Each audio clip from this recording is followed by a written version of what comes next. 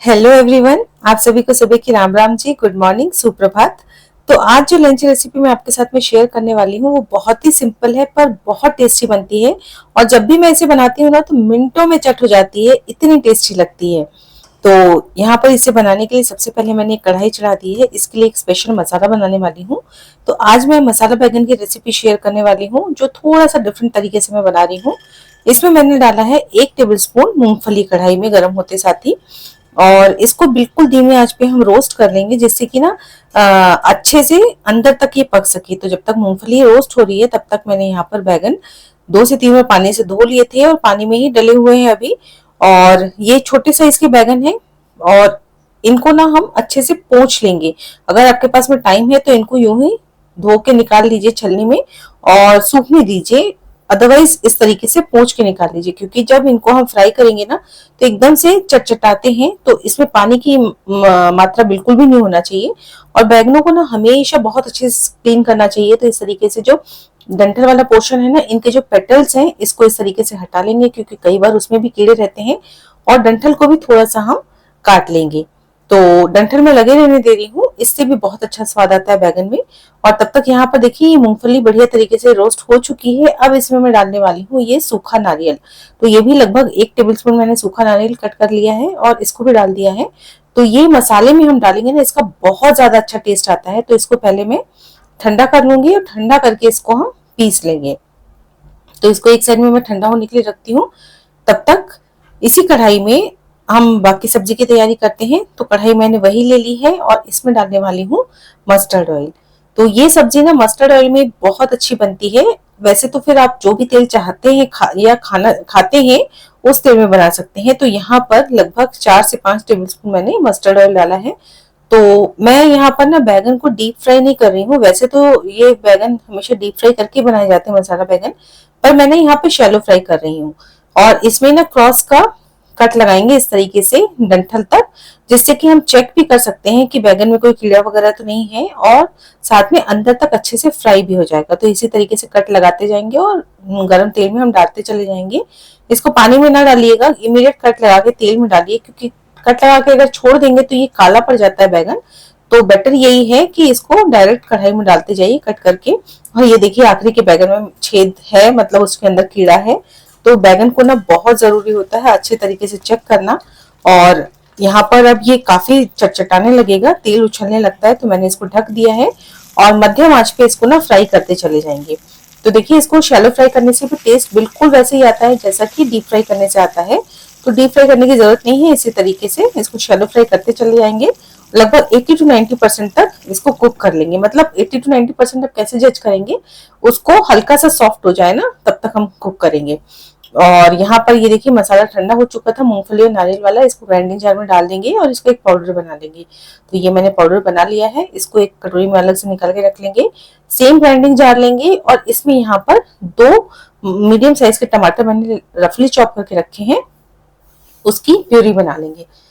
बहुत सिंपल सी सब्जी है, बहुत ज्यादा टेस्टी लगती है। और यहाँ पर मैंने एक चॉपर लिया है, इसमें हम मसाला चॉप करेंगे। तो यहाँ पर 2 प्याज, 2 हरी मिर्च, आधा इंच अदरक और 7 से 8 कलियां लहसुन की ले ली हैं। इनको एक साथ डाल के हम चॉपर में चॉप कर लेंगे। आप चाहे तो इसको कट भी कर सकते हैं, बारीक कट कर सकते हैं। तो दोनों चीजें, मसाला हमारा पूरी तरीके से रेडी हो चुका है। देखिए ये चॉपर में प्याज चॉप हो चुका है और टमाटर की प्यूरी बन चुकी है। तब तक यहाँ पर बैगन भी बढ़िया तरीके से फ्राई हो चुके हैं, इनको हम निकाल लेंगे। तो ये बहुत ज्यादा तेल को एब्जॉर्ब नहीं करते बैगन। अब आप चाहे ना तो इसमें आलू भी फ्राई कर सकते हैं, आलू बैगन की सब्जी भी इसी तरीके से बना सकते हैं। पर मैं आज अब इसमें आलू नहीं डाल रही हूँ। अगर बच्चे हैं, बच्चे नहीं खाते हैं बैगन, तो आप इसमें आलू डाल सकते हैं, आलू को भी फ्राई कर लीजिए साथ में। और कढ़ाई में तेल मैंने रहने दिया है, उसको बाहर नहीं निकाला है, क्योंकि उतना तेल अब लगेगा सब्जी बनाने में। और सेम ऑयल में ही सब्जी हम बना लेंगे।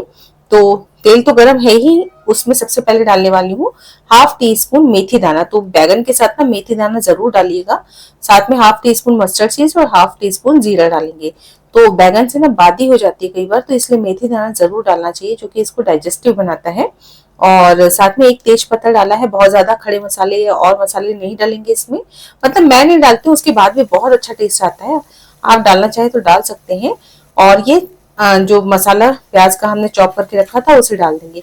पर खड़े मसाले इसमें ना डालिएगा, क्योंकि फिर जो हमने मूंगफली और नारियल का जो टेस्ट दिया है ना इसमें, वो दब सा जाएगा। और इसको थोड़ा गोल्डन ब्राउन होने तक प्याज को भून लिया। अब रेगुलर मसाले, हाफ टी स्पून हल्दी पाउडर, 1 चम्मच कश्मीरी रेड चिली पाउडर, थोड़ी सी तीखी लाल मिर्च क्योंकि हमने हरी मिर्च डाली है, और 1 टेबल स्पून धनिया पाउडर डाल देंगे। और बस इसको बिल्कुल धीमी आंच पे हम भून लेंगे। और मसाले जलने नहीं चाहिए, तो इसमें मैं यहाँ पर 2 से 3 चम्मच पानी डाल दूंगी, जिससे कि मसाले अच्छे से फूल जाएंगे और बहुत बढ़िया तरीके से ऑयल को रिलीज कर देंगे भूनने के बाद में। तो मैं बिल्कुल धीमी आंच पे इसको लगभग 1 मिनट तक भून लेने वाली हूँ। और जैसे ही मसाले भून जाएंगे, इसमें टमाटर की प्यूरी हम ऐड कर देंगे। और टमाटर अच्छे से भून जाए फटाफट से, तो यहाँ पर नमक भी इसी स्टेज में ऐड कर देंगे।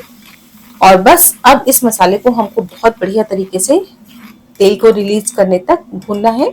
और ये टमाटर डालने से खदकने लगता है, छिटकने लगता है बाहर, तो इसको मैंने ढक दिया और ढक के मध्यम आंच पे इसको पकने दिया। पर बीच में 2 से 3 बार मैंने इसको चला लिया था, तो इसको पकने में लगभग 3 से 4 मिनट लगे हैं। और ये देखिए मसाला बहुत अच्छे से ड्राई हो चुका है। ढक के एकदम से ना छोड़िएगा वरना जल सकता है। और जब ये मसाला अच्छे से भुन जाए, तब यहाँ पर मूंगफली और जो नारियल का पाउडर हमने बनाया था उसको डाल देंगे। इसके कारण ना इस बैगन की सब्जी में बहुत अच्छा टेस्ट आता है, तो इसको स्किप ना करिएगा, ये जरूर से डालिएगा। और गरम मसाला भी आधा चम्मच मैंने इसी स्टेज में डाल दिया है। सभी चीजों को अच्छे से मिक्स कर लेंगे। और बस अब यहाँ पर हम डालेंगे पानी। तो पानी बैगनों को जितना पकाना है ना, बस उतना ही डालना है। तो लगभग 1.5 गिलास मैंने पानी डाला है। अच्छे से मिक्स करेंगे और अब इस पानी में एक बॉईल आने देंगे। वैसे तो सारा मसाला पका हुआ है, तो बस एक अच्छा सा बॉईल आने देंगे। तो बॉईल देखिए आ चुका है बहुत बढ़िया तरीके से। जैसे ही बॉईल आएगा ना, इसमें इमीडिएट ये बैगन हम ट्रांसफर कर देंगे। तो बैगन ना लगभग 80% कुक हो चुके थे, थोड़ी सी कसर रह गई है, ऑलमोस्ट कुक्ड है ये बैगन।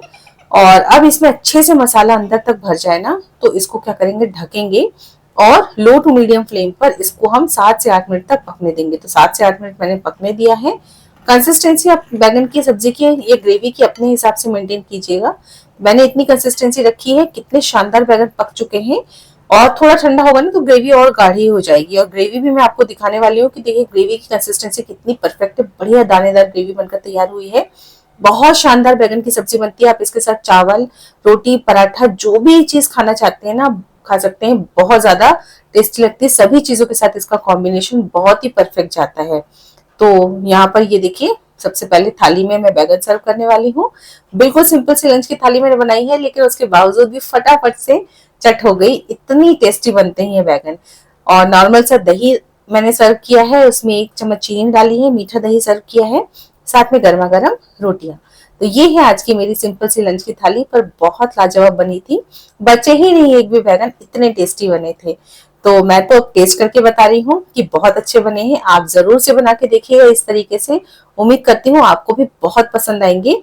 रेसिपी अच्छी लगी तो लाइक जरूर कीजिएगा। साथ में अगर आपको मेरी रेसिपीज पसंद आ रही हैं तो चैनल को सब्सक्राइब भी जरूर से कर लीजिएगा। और अगर वाकई में रेसिपीज पसंद आ रही तो एक कमेंट करना ना भूलिएगा। और ये रेसिपी मैंने चौमासे के पहले शूट की थी। अगर अभी नहीं बनाते हैं तो आप ना बनाएं। मिलती हूँ अगली रेसिपी में, तब तक के लिए बाय बाय।